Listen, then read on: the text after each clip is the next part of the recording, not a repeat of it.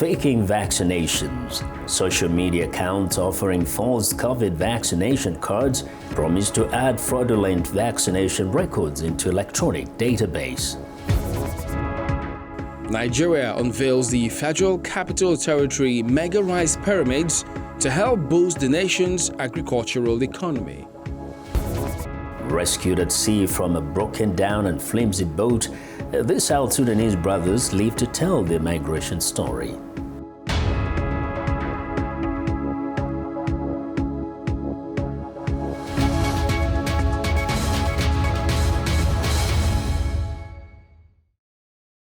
Hello everyone, thanks for tuning into the show that goes around the continent to bring you stories near and far.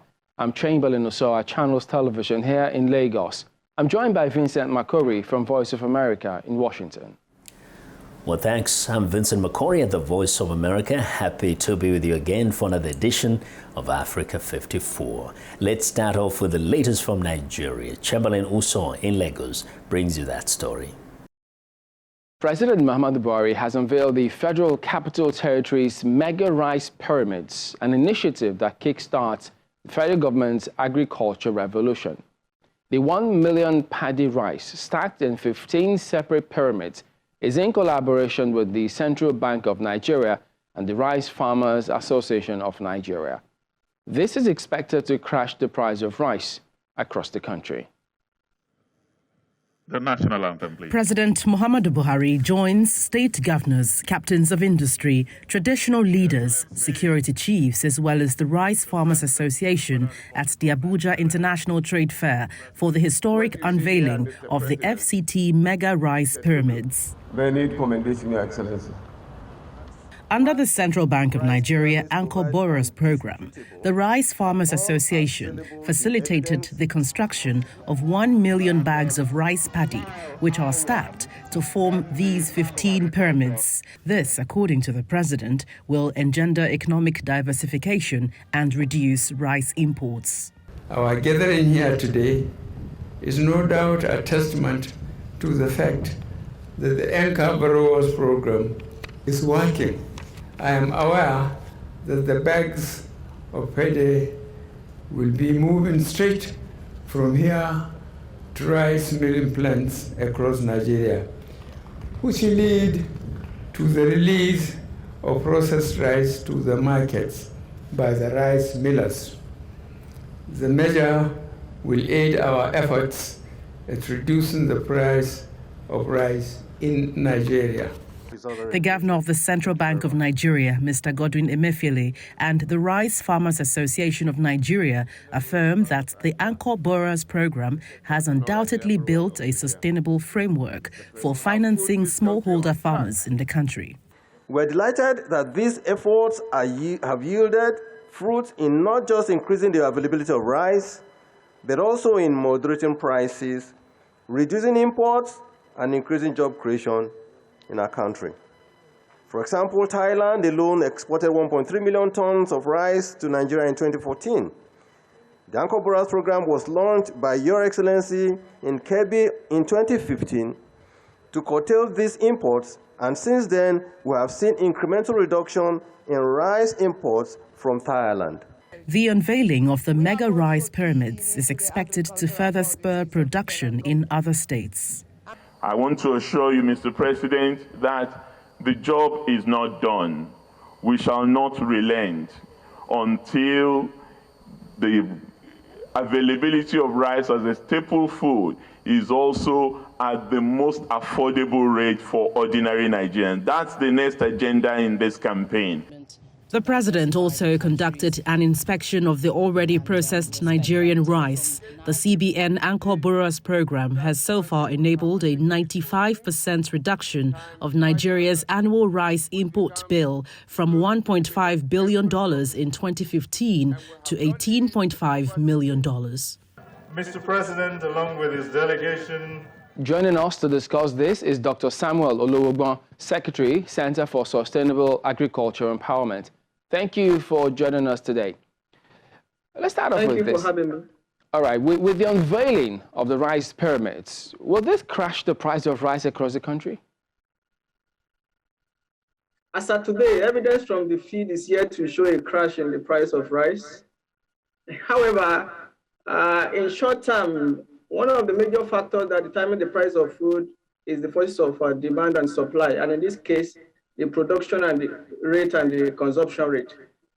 You will agree with me that Nigeria is the leading consumer of rice in Africa with about 32 kg consumption per capita.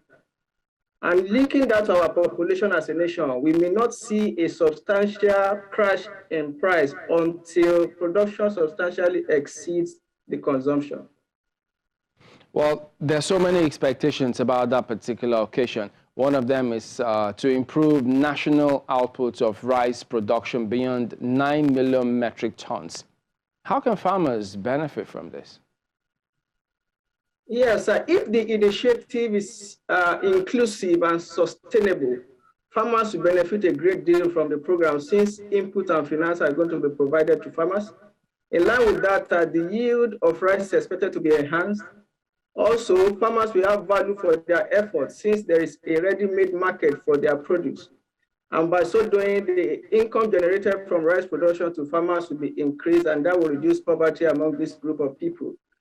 Also, there will be reduced post-harvest losses of rice among farmers, which in the long run, the total well-being of farmers is expected to be enhanced. Well, earlier this month, the federal government rehabilitated the Nigerian Stored Products Research Institute in Ibadan as a way of encouraging food preservation in that region. What impact will this have on the agricultural sector in terms of food security now? Yes, it is good to rehabilitate the institute outstation in Ibadan. However, to have a substantial impact on food security and for Nigeria to be a food-smart nation, the institute is expected to fully work their mission, which is to reduce all forms of post-harvest losses, which at the moment still stands at about 40% of the total food production in the country. So if food wastage is adequately reduced by the effort of this institute, food security definitely will be enhanced. Thank you. So what is it that you like to see addressed even as we go about all of this? Yes. In terms of implementation of this project, it should be inclusive. All stakeholders along the process should actually be involved because that is the only way it could be sustainable in the long run. Every stakeholder that has a major role along the process should be involved right from the design stage to the implementation of the project. This, they can actually address the cogent needs of these farmers, and that will actually enhance their production. All right, and Dr. Samuel Olowogbon, thank you very much indeed for your time today. Thank you very much. We want to know what you think about Africa 54 and the stories we cover. Join the conversation on Facebook. The address is Africa 54. And check out our headlines 24/7 on voaafrica.com. After the break, an ocean harvest feeding families. Entrepreneurial women in rural Kenya farm seaweed along the southern coast of the country.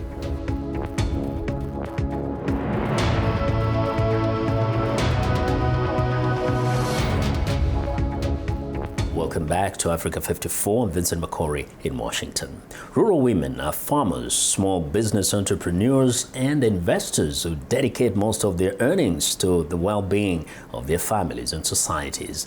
Mombasa reporter Amina Chombo visited women who farm seaweed along the southern coast of Kenya. The report is narrated by Grace Oyenubi. Zuzi Bamvua grows cassava and other vegetables near her home in Yumbasita, a village on Kenya's southern coast. But a decade ago, she turned to agriculture as a way to make a better living for herself and her family. She and 29 other villagers, mostly women, started a group to cultivate seaweed commercially. Seaweed farming has helped me to buy cows and get milk. It helped my kids to go to school, so I'm very thankful.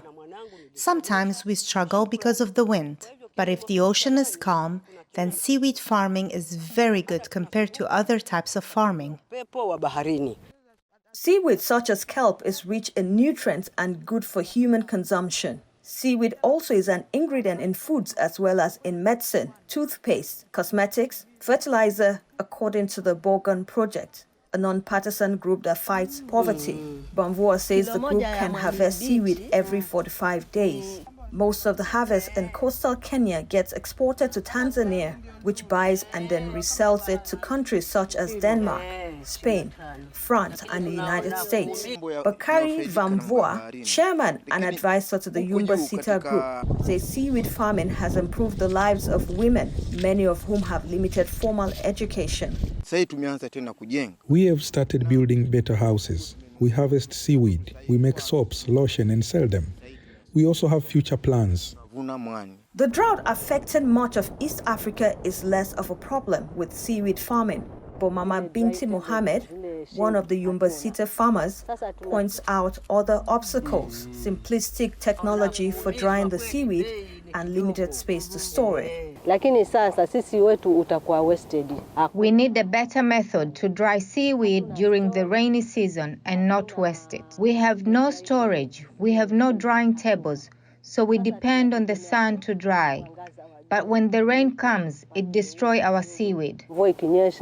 Esther Ngulo, who directs Mombasa County's Office of Gender and Youth, says rural women face another barrier to business. Most of the time, information doesn't reach the villages where they live, so they aren't aware of loan opportunities or entrepreneurship training offered in towns.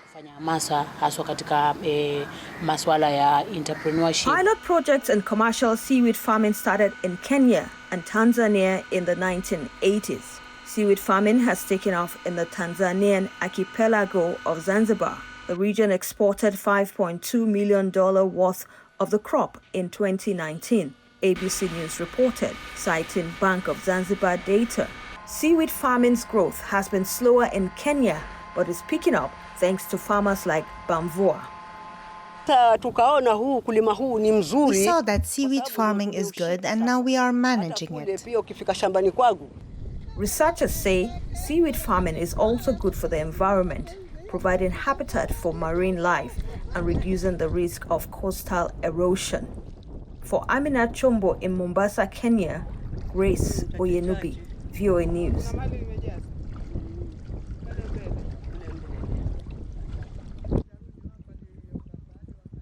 Two sisters, Sarah and Christine, are using their talents to adorn church walls as they paint dazzling and unique murals that enrich Egypt's Christian heritage.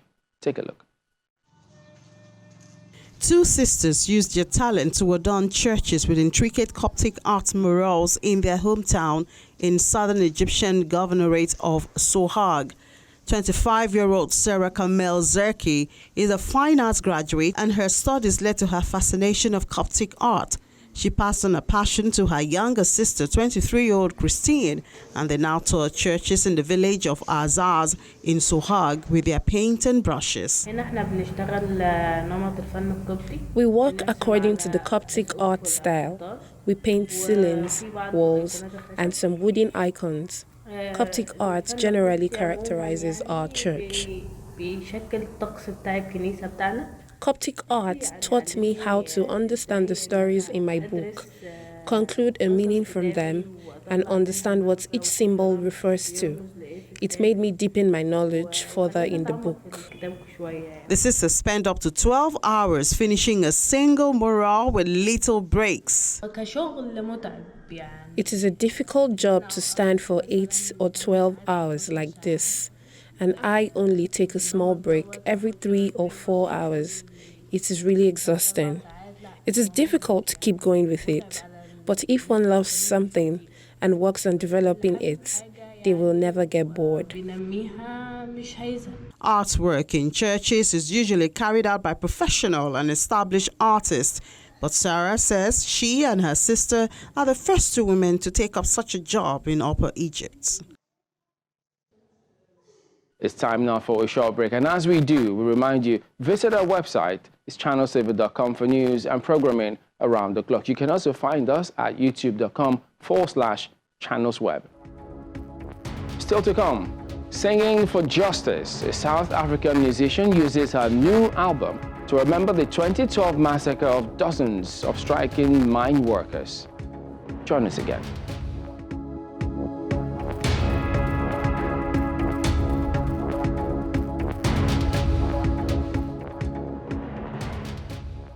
Welcome back to Africa 54. I'm Vincent McCory in Washington. Cybersecurity specialists say there are thousands of social media accounts offering fake vaccination cards and promising to add vaccination records into electronic databases. Alessia Bakalets has the story, narrated by Anna Rice. Most vaccinated Americans prove they've been vaccinated by carrying a small piece of paper filled in by hand. It contains a person's full name, date of birth, type of the vaccine, number of doses, and the batch number. It was designed to inform, not protect against fraud, according to the U.S. Department of Health and Human Services. The card itself was meant to be a communication device between a provider and a patient, that they were vaccinated, and even a reminder to show, if applicable, a second dose needed to be administered within a time period. But this paper is still widely used as proof of vaccination in America today. As more companies request proof of vaccination, officials say more fake cards are being used. We've seen it go from early in 2021 from maybe receiving 5 to 6 complaints per day to now we're receiving maybe 20 to 25 complaints per day through our hotline of fake vaccination card complaints. Cybersecurity experts say sites offering fake vaccine cards have moved from mostly the darknet to more widely used sites on the internet. It's pretty bad. They're using Facebook, Instagram, Telegram, and WhatsApp to market and promote these cards. In certain online groups, fake vaccination cards are being offered quite openly, and happy clients even publish their pictures with fakes. Experts from the Coalition for a Safer Web even tried it themselves. Fraudsters respond quickly and guarantee delivery throughout the U.S. Experts at Checkpoint Software Technologies say sales picked up dramatically after a federal government vaccine mandate for federal workers. The number of sellers of fake vaccine cards was increased by approximately tenfold. So we saw about 1,000 sellers in August. September, after the announcement, it was spiking to 10,000. Specialists at Checkpoint Software Technologies say one possible solution is to develop a unified federal vaccination database and digital cards that verify vaccination status, something some European countries are already doing. For Alessia Bakalets in Washington, Anna Rice, VOA News. Backed by silky synthesizers and down-tempo electronic beats, South African singer Saki's new album recalls the 2012 massacre of dozens of striking mine workers that she says inspired her to protest against social injustice. Singing in her Xhosa mother tongue, Saki's lilting voice aims to capture the sadness and disappointment felt after the 2012 showdown between police and protesters at the Marikana platinum mine. 4,000 rounds of bullets. Masaki's Afro-pop album, Platinum Heart Beating, was released at the end of last year. The title is a play on words, referring to South Africa's platinum belt, but also to the emotional state of numbness that many felt after witnessing such police brutality. Whose hands of blood? Whose hands of blood? So Platinum Hearts is a reference to the mineral, platinum, and I changed the ending of the word to add a B, which is, a question about the state, the emotional state of being, of numbness. And so I merged those two words. And I think because the first song I wrote was Blood, Guns and Revolutions, which is about Marikana and the Platinum Belt, it seemed fitting to just mark that was the moment that got me creating in this way and moving towards making what is somewhat a protest and an album of protest and love songs. Yeah. For many South Africans, it seemed to dash hopes that the violent repression of protests has been relegated to their ugly apartheid past. But what I can say is that a lot of my songs, the skin and bones of them are, they start with the heart, and I think the thread that I'm trying to notice through my music is, even though I'm going through things that are painful, I like encouraging. I'd like to build on that intentionally, to write songs that even if we're going down, we find a way to encourage each other to move forward. Fetch your life, go on, be alive. Ain't nobody living out here. Be someone who's living out here. Fetch your life, go on, be alive. Ain't nobody living out here. Be someone who's living out here. Fetch your life, go on, be alive. Ain't nobody living out here. Singing in Azosa mother tongue, Msaki's lilting voice aims to capture the sadness and disappointment felt after the 2012 showdown between police and strikers at the Marikana Platinum Mine.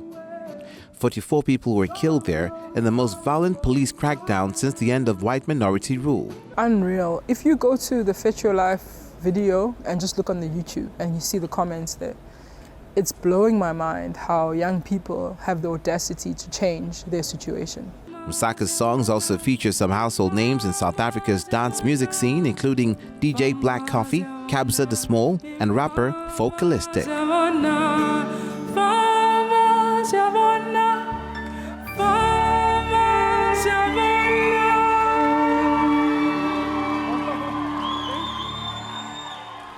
Now, the tale of two South Sudanese brothers recently rescued in the Mediterranean Sea is a common one among the many African migrants seeking a better life in Europe.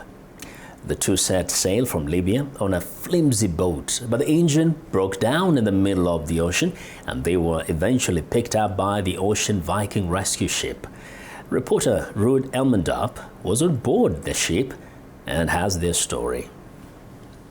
Bol Mayen, alias Colombe, and his brother Gad Quoth were posting regularly on Facebook while living in Libya.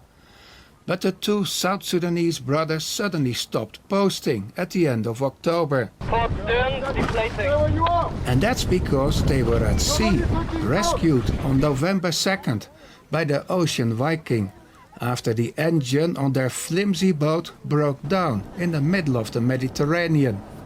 When I was in little ship, I think about I'm going to die now. I think that I'm dying. There's nothing else could help me. The two left South Sudan in 2015 with friends and made their way to Libya, where they found work. But life was hard in the war-torn country, so they decided to leave for Europe, says Gad Quoth Mayen and his friend George. Libya is too much for me. Why? Yeah, they arrest me and they beat me, and when I go to work, maybe they cannot pay me. Yeah. Maybe you have money, the robbers, they come and take your money. Maybe they kill you. That is why I decided to go to Europe. On board the rescue vessel, the brothers passed the time playing cards and chatting with fellow migrants. Then an announcement comes they are going to Italy. I'm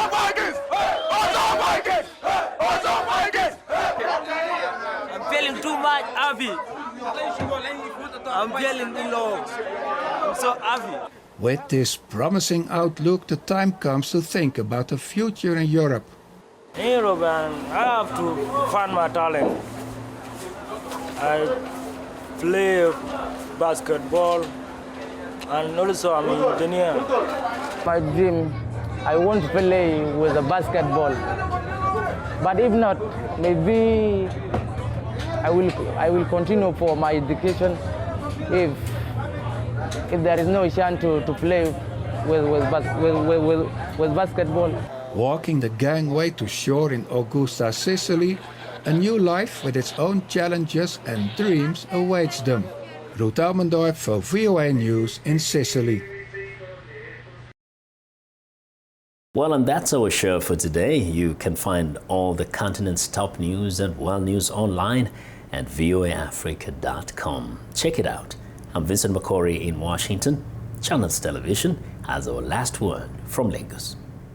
We look forward to bringing you another show next week. Remember, channelstv.com is your source for news and other programming. I'm Chamberlain Usor. Thank you for watching. Goodbye.